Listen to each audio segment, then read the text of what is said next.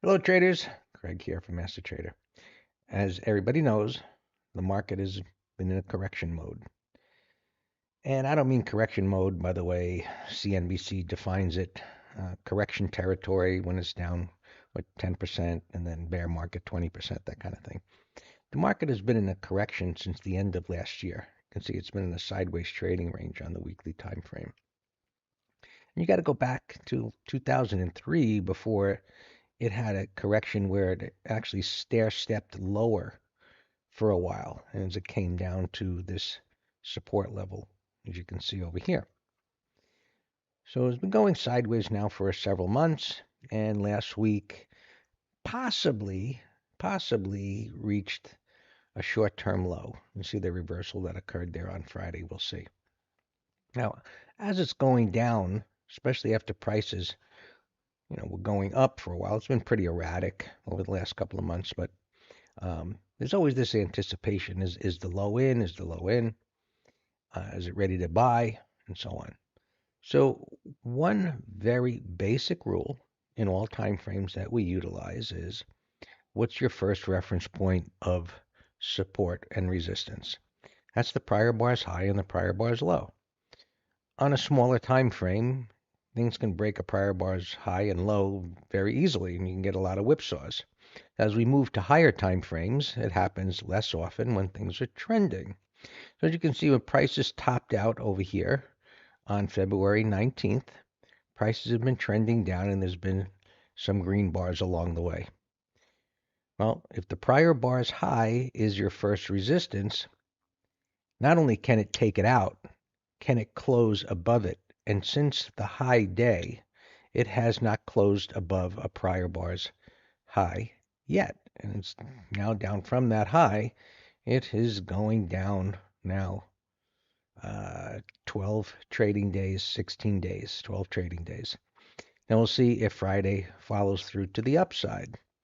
That doesn't mean you should act if it can take. It's taken out highs before and even pretty potent reversals, which wind up failing.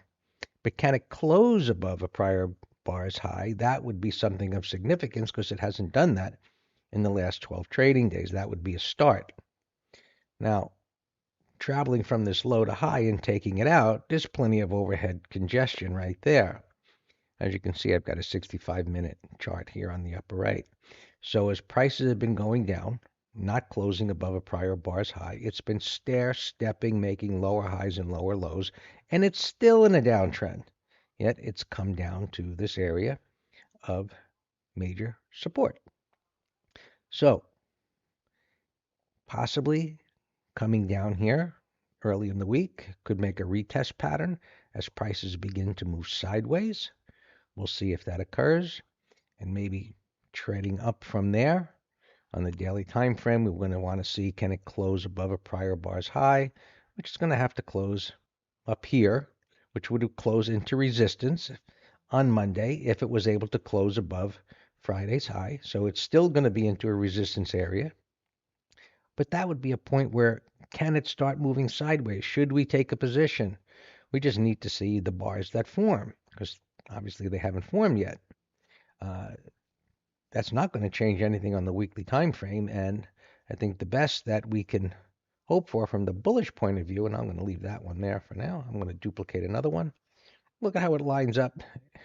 I'm not making it do that. It just happens to be lining up. I guess it's picking an equal distance apart. And another one. And so let's do it again. All right, so that lined up with something there. But what I really wanted to do is just put this up here to mark off the trading range that it's in, and it may stay in this trading range for a while.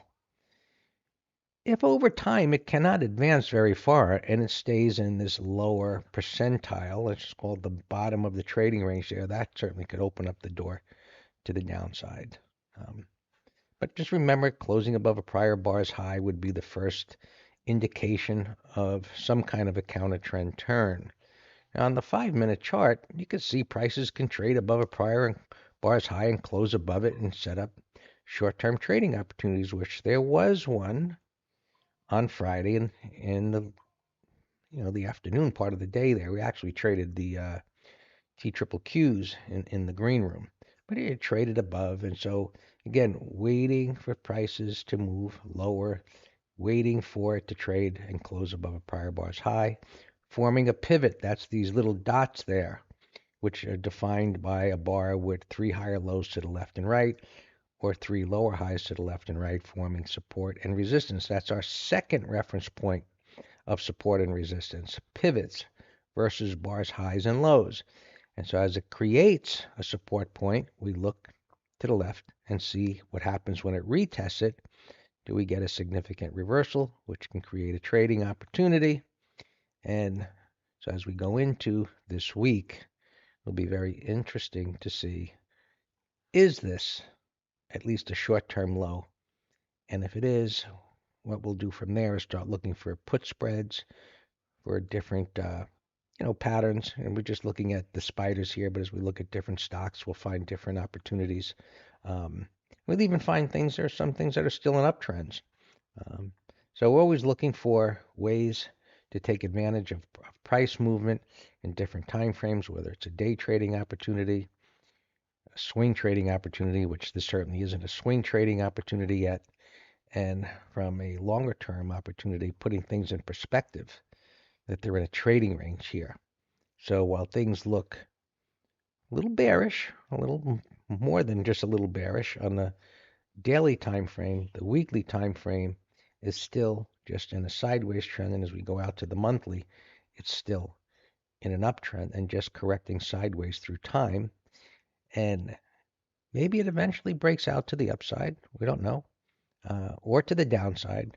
There are support levels down below that we'll reference if that should happen, and we'll just continue to do the same thing.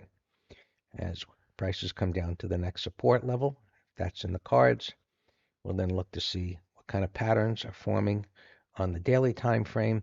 And ideally, it would be more of a fluid movement, not overlapping bars, just a fluid bar by bar, lower high, lower lows, no green bars, flowing down into a support area, like here, coming down to the next support area.